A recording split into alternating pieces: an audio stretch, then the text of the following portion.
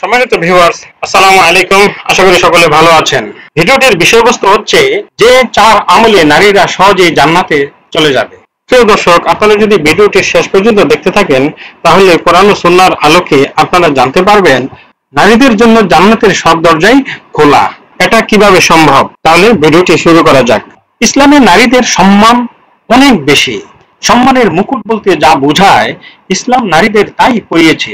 অথচ তাবৎ বিশ্বে একটা সময় নারীদের ভোগের পণ্য মনে করা হতো। এখনো অন ইসলামিক পরিবেশে নারীকে অসম্মানের পাত্র হিসেবে দেখা হয়, যার ভুরি ভুরি প্রমাণ রয়েছে। নারীদের প্রতি নিগ্রহের অমানবিক সুযোগ পবিত্র কোরআন দূর করে দিয়েছে। মহাপবিত্র কোরআনে নারীদের নামে ও তাদের অধিকার নিয়ে স্বতন্ত্র সূরা অবতীর্ণ হয়েছে। এছাড়াও কন্যা সন্তানের প্রতি অচ্ছুত ভাব যাদের আছে, অর্থাৎ নিরুৎসাহ ভাব যাদের রয়েছে, তাদের বিষয়ে মহান আল্লাহ রাব্বুল আলামিন বলেন, যখন তাদের কন্যা সন্তানের সুসংবাদ দেওয়া হয়, মনঃকষ্টে তাদের চেহারা কালো হয়ে যায়। তাদের যে সুসংবাদ দেওয়া হয়েছে তার কারণে তারা নিজ সম্প্রদায়ের লোক থেকে মুখ লুকিয়ে রাখে।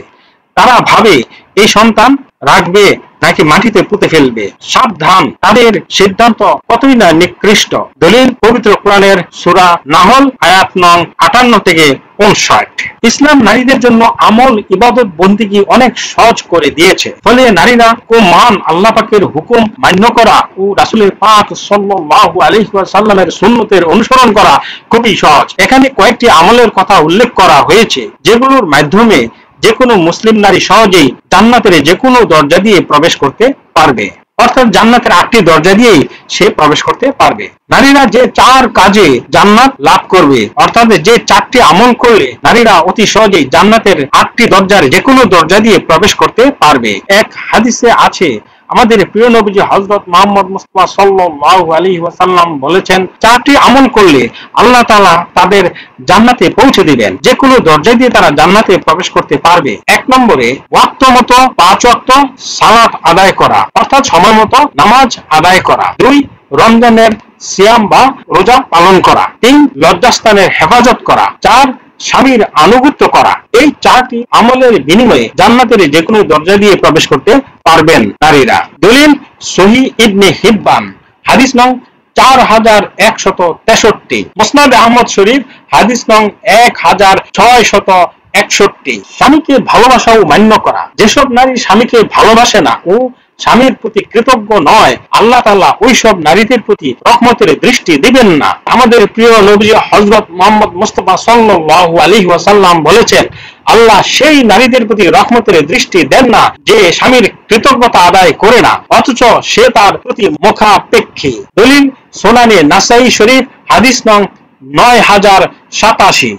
জলিলুল কদর সাহাবী হযরত আবু হুরায়রা রাদিয়াল্লাহু তাআলা আনহু থেকে বর্ণিত এক হাদিসে তিনি বলেন, একবার আমাদের প্রিয় নবীজি হযরত মুহাম্মদ মুস্তাফা সাল্লাল্লাহু আলাইহি ওয়াসাল্লামকে প্রশ্ন করা হলো, কোন নারী উত্তম? তিনি বললেন, যার প্রতি দৃষ্টিপাত করলে সে স্বামীকে সন্তুষ্ট করে, স্বামী আদেশ করলে তার আনুগত্য করে, এবং স্ত্রী নিজের ব্যাপারে ও তার ধন সম্পদের ব্যাপারে যা স্বামী অপছন্দ করে এমন কাজের মাধ্যমে স্বামীর বিরোধিতা করে না। দলিল সুনানে নাসাই শরীফ হাদিস নং 3231। তাকওয়া বা আল্লাহ ভীতি অর্জন করা। নারী পুরুষ উভয়কে তাকওয়া অর্জন করতে হবে।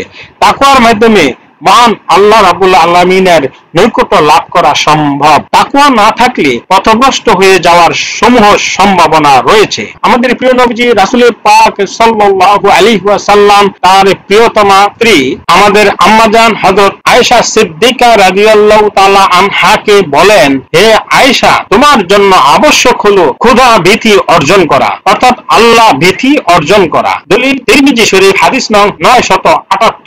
সম্মানিত ভিউয়ার্স, ভিডিওটি যদি ভালো লাগে বা কোনো উপকারে আসে তাহলে অবশ্যই লাইক দিবেন, ফ্রেন্ডস এন্ড ফ্যামিলিতে শেয়ার করে দিবেন এবং চ্যানেলটি সাবস্ক্রাইব করে অল বেল আইকন প্রেস করে দিবেন, যাতে পরবর্তীতে নতুন ভিডিও আপলোড দেওয়ার সাথে সাথে নোটিফিকেশন পেতে পারেন। ভিডিও সম্পর্কে আপনাদের মূল্যবান মতামত কমেন্ট বক্সে জানাবেন। সবাই ভালো থাকবেন। পরবর্তী ভিডিওতে দেখা হবে ইনশাআল্লাহ।